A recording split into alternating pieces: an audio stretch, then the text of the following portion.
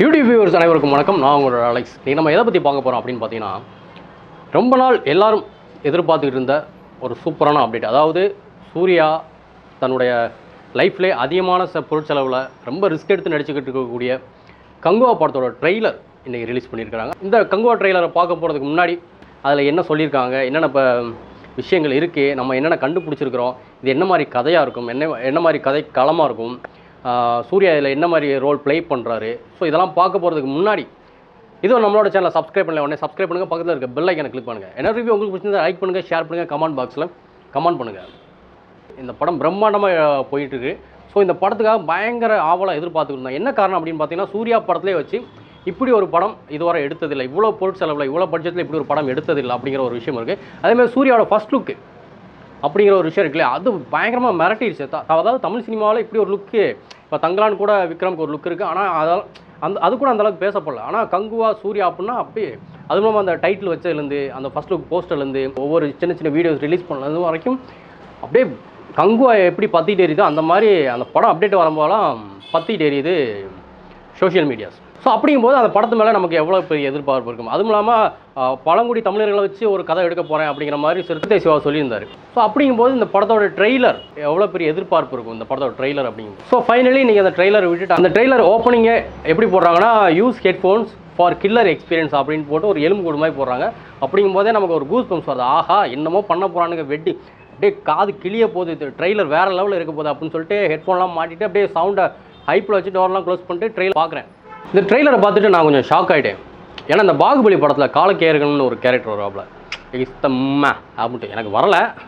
But அந்த மாதிரி ஒரு பேட்டர்ன், அந்த மாதிரி லுக்கில் எல்லாமே இருக்கிறாங்க. ஒருவேளை அந்த காலக்கேயர்கள் அப்படிங்கிற ஒரு கேரக்டர்லேருந்து இம்ப்ரெஸ் ஆகி ஒருவேளை சிறுத்தை சிவா இந்த கதையை ரெடி பண்ணிட்டாரோ அப்படிங்கிற ஒரு சந்தேகம் எனக்கு இருக்குது. ஏன்னா எல்லாரோட காஸ்டியூம் அப்படி தான் இருக்குது.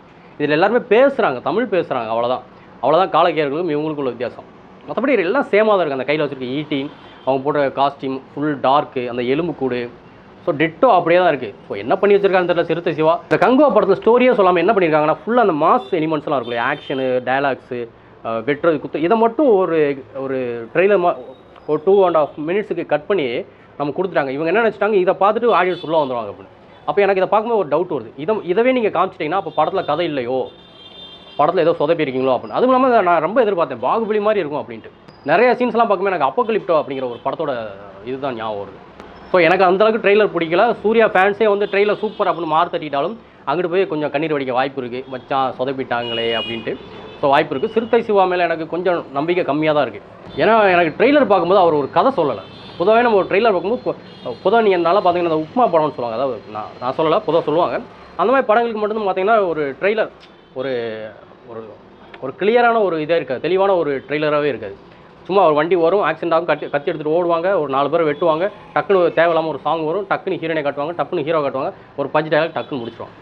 அந்த மாதிரி இருந்துச்சு இந்த ட்ரெய்லர். ஸோ ஒரு கிளாரிட்டி கொடுக்கல இந்த ட்ரெய்லரில் அப்படிங்கிறத என்னுடைய கருத்து. சூர்யாவுக்கு வர லாஸ்ட்டாக தேட்டருக்கு வந்த படம் சரியாக போகலை. சூர்யாவுக்கு ரொம்ப வருஷம் கேப் வர விழுந்திருக்கு படத்தில். ஸோ அவர் வந்து தன்னை திரும்ப ப்ரூவ் பண்ணி ஆகணும், திரும்ப அந்த இடத்துக்கு விட்ட இடத்த பிடிச்சி நிப்பாட்டணும் அப்படிங்கிற ஒரு கட்டாயத்தில் இருக்கிறாரு. ஸோ சிறுத்தை சிவா அண்ணாத்த படத்தை ஓரளவுக்கு சொதப்பிட்டார். பட் அடுத்து அவர் ஒரு பெரிய ஹிட்டு கொடுக்க வேண்டிய சுச்சுவேஷன் இருக்குது. ஸோ சூர்யாவுக்கும் சிறுத்தை சிவாவுக்கும் இந்த படம் பெரிய கம்பேக்காக இருக்கணும், கொடுத்தாகணுங்கிற கட்டாயத்தில் இருக்கிறாங்க. ஆனால் இந்த ட்ரெய்லர் பார்க்கும்போது எனக்கு அது நம்பிக்கை சுத்தமாக போயிடுச்சு. அப்புறம் டிஎஸ்பியோட மியூசிக், ஃபயர் சாங் நான் ஆல்ரெடி ரிவ்யூ பண்ணியிருக்கேன், அந்தளவுக்கு நல்லா இல்லை.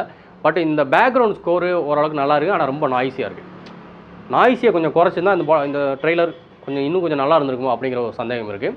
ஸோ பார்க்கலாம் அடுத்தடுத்து என்ன கொடுக்குறாங்க. ஒருவேளை அடுத்து வேறு ஏதாவது ட்ரெய்லர் வருதா, இல்லை அடுத்து வேறு ஏதாவது அப்டேட் கொடுக்குறாங்களா, அடுத்த ட்ரெய்லராக ஒரு நல்ல கிளியரான ஒரு கதையை சொல்கிறாங்களா, கிளியரான ஒரு ட்ரெய்லர் கொடுக்குறாங்களா அப்படிங்கிறத பொறுத்திருந்து பார்ப்போம்.